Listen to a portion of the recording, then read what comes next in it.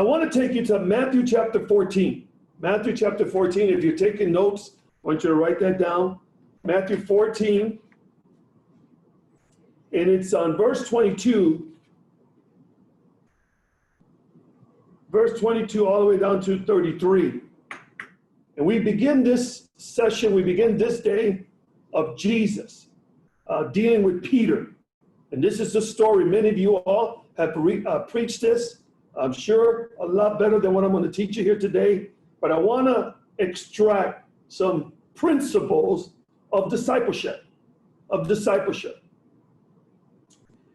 In 2007, Bill Hybels, at the time, came out with an article. And it came out and it said, I made a mistake. And it was during that season that Willow Creek was about being sensitive and not really preaching and making disciples and so forth. And here's what he said. I want to give you what he said, quote him. He says, we made a mistake.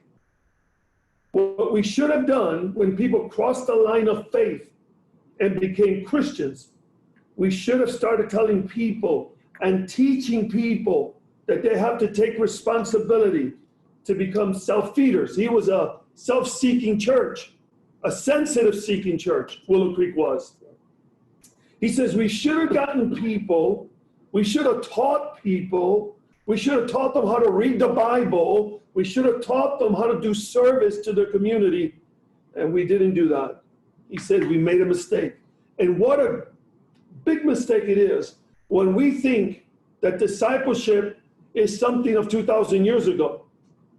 But I'm going to share with you that in the first century, disciples would travel along Galilee. They would travel around Jerusalem, listening to rabbis,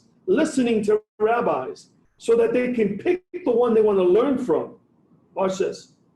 So they would go around synagogues and they'll hear a sermon. They're like, don't care about this teaching. Go to another synagogue. Don't care about this rabbi. And that would be the practice, if you will. They would go around looking to see who they want to be, who they want to learn under. Jesus comes into the scene and he flips culture. And now he's looking for disciples. It's not the disciples looking for the rabbi.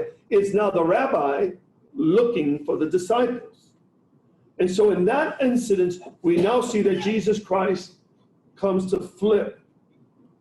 And one of the last instructions, if you're taking notes, one of the last instructions that Jesus gives us is to go, it's in Matthew chapter 20, to go out and make disciples. It's the Great Commission, my brothers and sisters. It's called the Great Commission, not the Great Suggestion. We're not suggested to make disciples. We're committed to make disciples. And we're going to jump into that in a moment. So it's the last instructions of Jesus to us, to his disciples, to make disciples. And the process of picking was that Jesus himself picked the 12. Now, when we think about disciples, you think about Peter. Usually when I'm preaching or teaching, I like to stand up because you get excited about teaching the word of God. Amen. My word. Amen. We'll collect an offering too in a few moments here. So I like this story. Here, let's begin. Immediately, verse 22, immediately he made the disciples to get into the boat and go before him to the other side while he dismissed the crowds. After he had dismissed the crowds, he went up to the mountainside by himself to pray. When evening came, he was there alone. But the boat by this time was a long way from the land, beaten by the waves, for the wind was against them. Verse 25. And in the fourth watch of the night, he came to them walking on the sea. Verse 26. But when the disciples saw him walking on the sea, they were terrified, he said.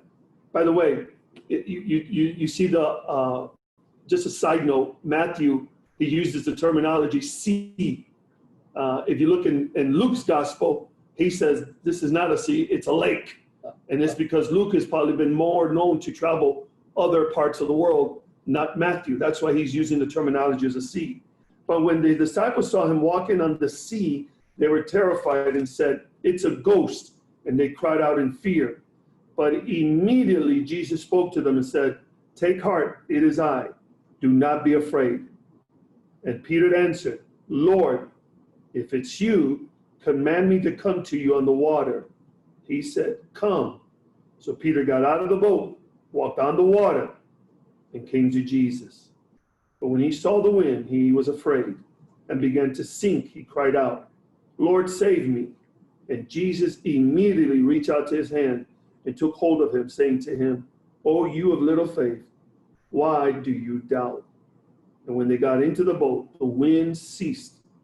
And those in the boat worshiped him, saying, truly, you are the Son of God. All right, so look at me for a moment. I already told you that Jesus picked the 12. He flipped culture. And one of the things about discipleship is about relationship. It's about, before I can disciple anyone, I got to be able to be in life with them. I got to be able to speak into them. And here we find Jesus doing life with the disciples. That you already have the story. 2.5 years that Jesus has been traveling with the 12, teaching them, seeing miracles, and so forth and so forth. And he gets to this point of Matthew chapter 14. He gets to this point, and he tells, and the disciples see Jesus, and they said it's a ghost. And Peter said to Jesus, if it's you, tell me to come. Let's stop here for a moment. Why is it that a disciple, Peter, would tell the rabbi, if it's you, tell me to come? I'll tell you why. Because every disciple, listen to me, my brothers and sisters, every disciple wants to do what the rabbi is doing. If you're going to learn as a discipler, I'm going to follow the rabbi. I'm going to do what the rabbi does. Amen. And so essentially, Peter was saying, I want to do what you're doing. You picked me, so teach me what to do what you're doing. And discipleship is about the disciple doing what the rabbi is doing. That is why Peter got out of the boat, because it's a lesson.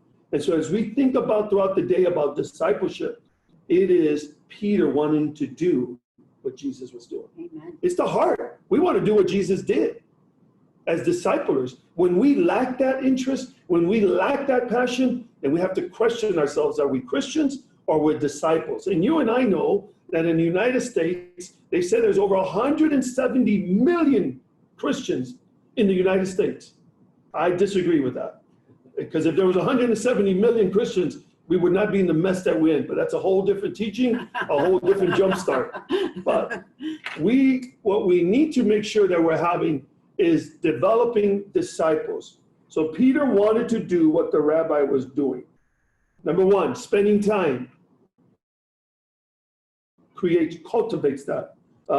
In a variety of settings, Jesus spent time with students. Some of you have picked 3 or 4 people in your districts to disciple. You're going to spend time with them. It cannot just be over a conference or a district event. Is you walking, doing life with them. So spending time with them. Jesus spent time with his disciples in a variety of situations. They got to see you and I when we're doing funerals, when we're doing weddings, when we're doing conflict resolutions. A disciple will learn from their rabbi if they have a variety of situations. Before there can be a total development of a life of disciple, they have to be there. They have to be in the situations that you and I would teach them. Watch this. Number 2, investment. There has to be an investment, whether it be time, whether it be financial, words. There has to be an investment of your life and my life when we deal with disciples. Amen. Jesus spent 3 years, 24/7, my brothers, sisters, 24/7. He spent with them. I want you to write this down. He confronted Peter. As rabbis, we need to confront our disciples in a loving way. Amen. We just can't allow our disciples to do and go crazy. Some of our pastors need to be discipled, and that's correcting. So he confronted Peter, Jesus did. Number two,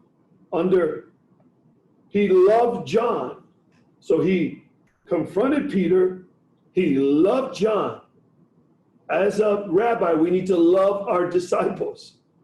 It's not like you had a favorite one here in Chicago. I was trying to disciple all these campus pastors the same way. Number three, as rabbis, we must challenge our disciples. And he challenged Thomas. Mm-hmm. So he confronted Peter, he loved John, and he challenged Thomas. Amen. So we got to be able to, as rabbis, as pastors, as leaders, if we're going to disciple people, we must challenge their thinking, we must challenge their theology, we must challenge their growth. Yes. We must check up on them. Where are you at? What are you doing? Are you reading? Are you praying? Are you seeking the presence of God? And this, number three, discipleship is about quantity of relationship. Quantity. Spending time.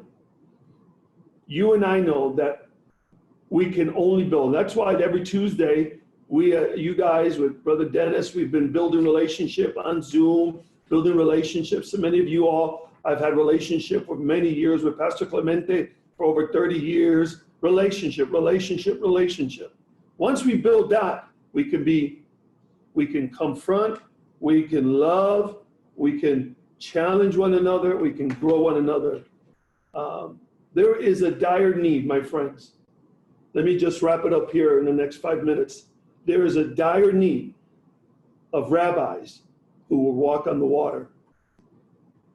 Our students need to see us walking on the water. And I don't mean, just trying to go now to Lake Michigan or a river and start walking. I'm saying though, in our faith, we're going to walk over storms of life, especially during this COVID time. Disciples will act, they'll behave the way you and I have behaved, with a sense of security, a sense of courage. There's a dire need of men and women taking on the next generation and discipling them. That's our job. That's the job that Jesus left with the 12. The Great Commission is called the Great Commission. It's not called the Great Suggestion. And we must disciple people. If Bill Hybels recognized that he made a mistake, I remember early on in New Life Covenant, as I wrap this up, in New Life Covenant, we were doing outreaches. We were good in outreaches. And one pastor asked me at a conference at Jumpstart, he says, "What is one thing you regret, Pastor Choco?" He said, "Well," I said, "I regret not building disciples. We were great in just throwing the net and catching people, but we were terrible in building leadership and sustain." And so I throughout the year, we started shifting that concept through life groups and so forth. And those are important, but the one-on-one is even more important. Amen. The one-on-one, see you doing life, seeing you suffering, seeing you how you rebound. It's important that disciples see us do that. And so we must make disciples for Jesus Christ. So I turn it over to Dennis, but thank you guys for listening. Love you guys, and you guys are gonna have an awesome day, the agenda that's been in store for you guys. Any questions? Do I take any questions? I have one question. Oh, question, yes. just in case while the rest of you, I know that you have a great passion for the next generation. Yep. And what are some of your dreams for our Hispanic generation? Because obviously we have a dream for our nation, but as we meet and today we discuss what are some of the hurdles that we would need to overcome, right, as a generation, or as a fellowship, as a group, and what are some of your dreams? What's in your heart for the next generation in terms of discipleship, in terms of leadership? Yeah, one of my desires is that the next generation are dreaming, that we give them the room to dream. In September 17, we were bringing all the Hispanic DYDs to Springfield at this table. We were bringing them to this table to have them dream that there's a possibility that we can be the next generational leadership. So I want them to start dreaming this way. Second thing about the next generation that I would want is the emphasis in higher education, that we must be educated, sure anointed, but we must be educated.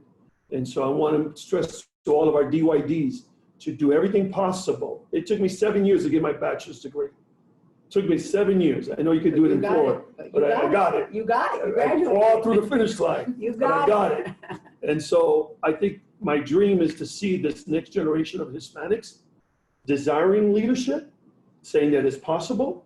And number 2 is that they're able to pursue higher education, that they can do better than what we have done. Amen. I don't know if there's any other questions from any of you. Guys, this is a conversation because it's as if we were together, really. And so anybody's thoughts, Brother Choco, before we move on to the next part?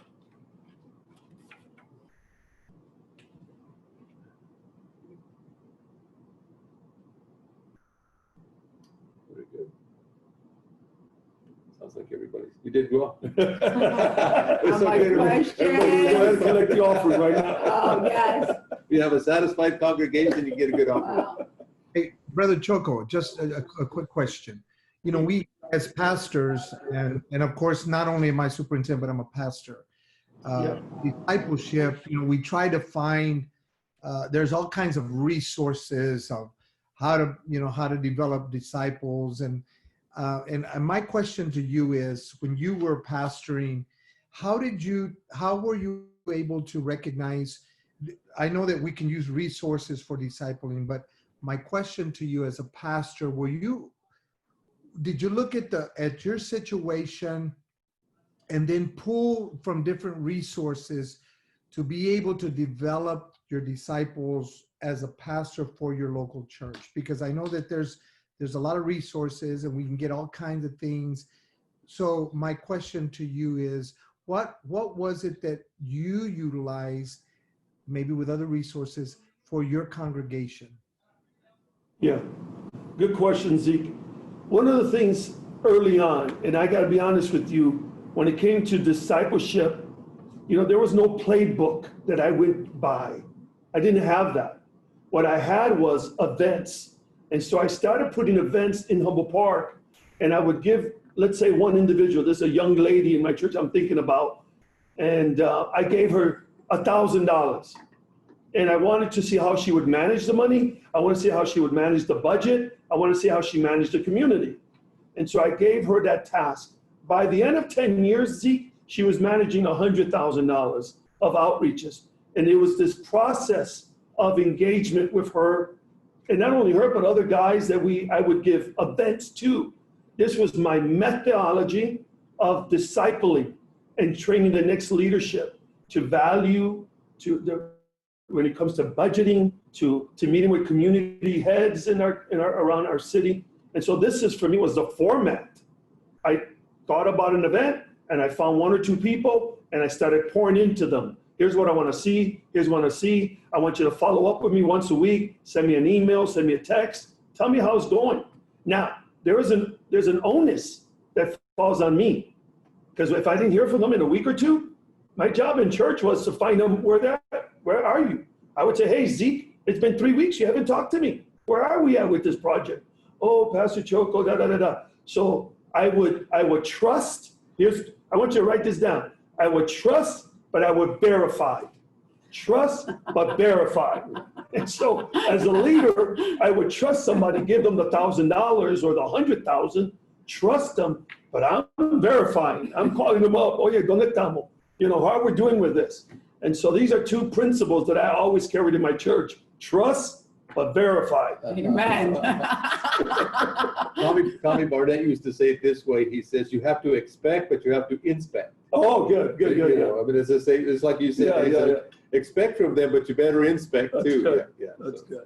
One of the things that we find is that discipleship, sometimes people just focus on the spiritual formation piece and you touched on something very essential. We're discipling the entire person, their finance, their ethic, their home life, their involvement in community. So when we think discipleship, we have to think of the holistic approach to discipling, developing the person and their giftings for the Lord. So that was an excellent. It's not just one dimensional.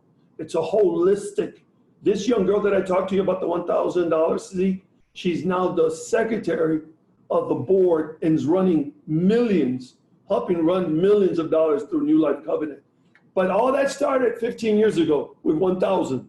Trusting her, organizing, building up the volunteer base for her outreach, yada, yada, yada. But again, the onus is on us as rabbis to be able to do things, let them see it, and then turn it over to them. Any other questions or thoughts?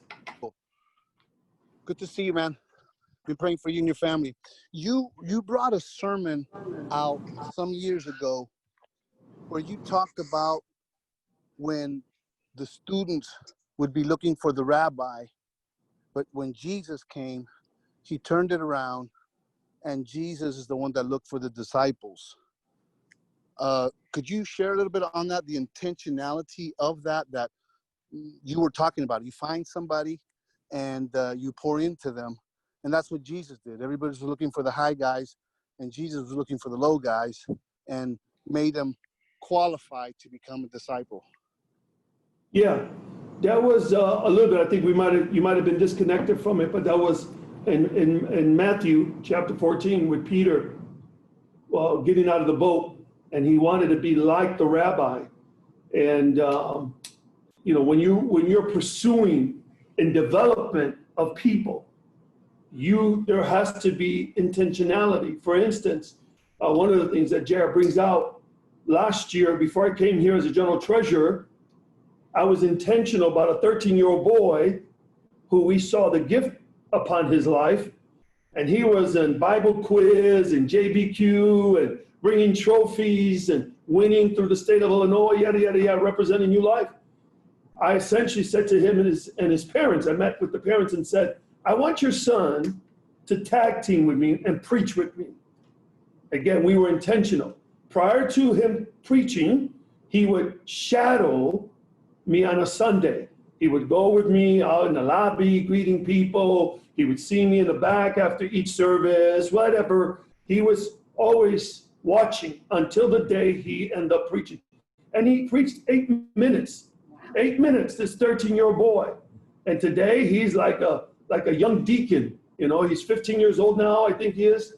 But there has to be intentionality when you pick people. And they're going to probably be better than you. You cannot be afraid. Amen. Don't be afraid to have people who speak better than you. Look at John Hanna. John Hanna, most of you know him. Yep. He was under me for 4 years. He's killing it, building a 4,000 seating auditorium, 20,000 people that have come to his church. He preaches better than me. I'm all good. Te honra. And he honors me, Te honra. and I appreciate him, but I'm not threatened by him. So we need to be intentional, and that's what Jesus was with his disciples, picking Matthew and Peter and John, intentionality, and then doing things like walking in the water. So thank you, JR. Love you guys. Thank you.